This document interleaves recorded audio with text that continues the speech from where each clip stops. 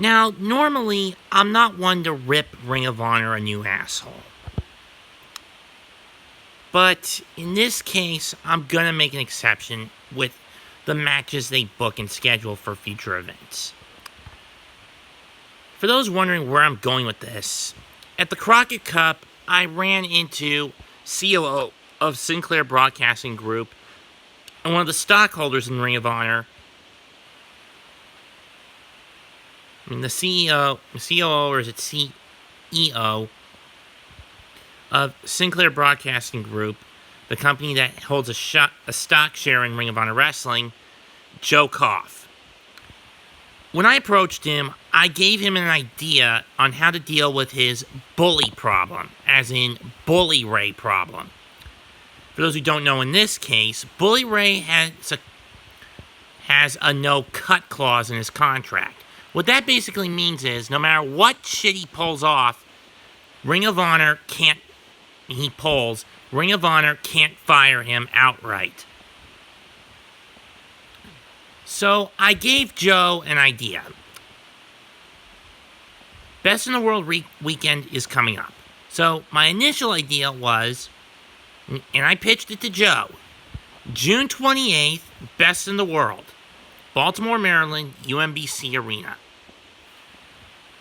You make the main event a steel cage warfare match, which is basically Ring of Honor's version of a War Games match, which pit the Plague, as I've called this group, Bully Ray, Silas Young, Shane Taylor, and the Briscoes, going 5-on-5 against Flip Gordon and Lifeblood, consisting of Juice Robinson, Tracy Williams, Mark Haskins, and Bandito.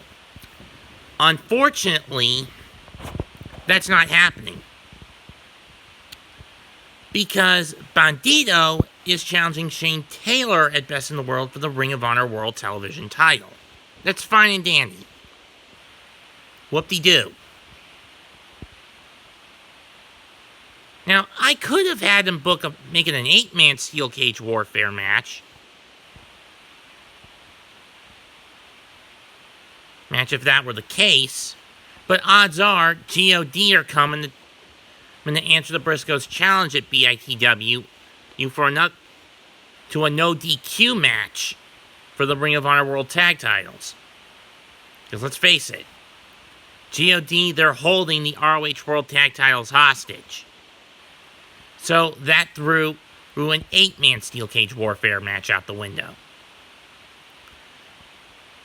So then I went to Twitter and asked Cary Silkin to make the match for the Best in the World TV taping in Philadelphia on June 29th. And unfortunately, and if you're wondering, the stipulation for the steel cage warfare match would have been, and I only got half the stip to Joe on April the 27th, if the Plague won, Lifeblood would be disbanded. If Flippin' Lifeblood won, then that no-cut clause in Bully's contract would be nullified, and he could be fired outright. And it would be null and voided, and he could be fired outright.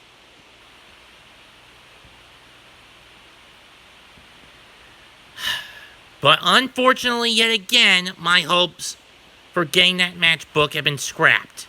Because this time, they've put the Briscoes in a tag match at the TV taping against current and may soon be former IWGP Junior Heavyweight Champion Dragon Lee and his brother, Roosh.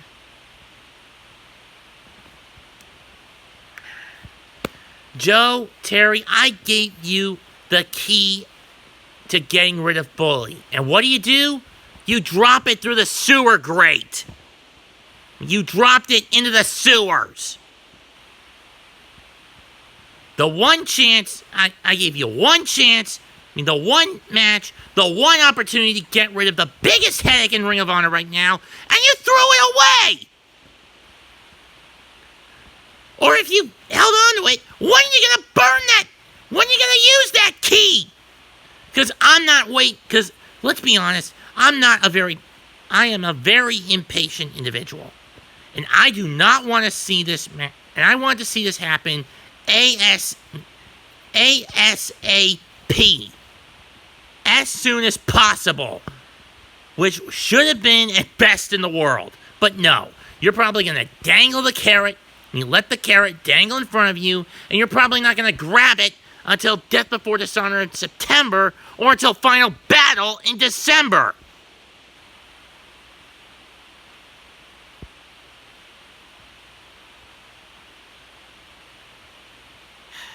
To quote Billy Madison, when it comes to booking this match for Best in the World, Joe, Cary, you both blew it! Goodbye, and good night. Bang!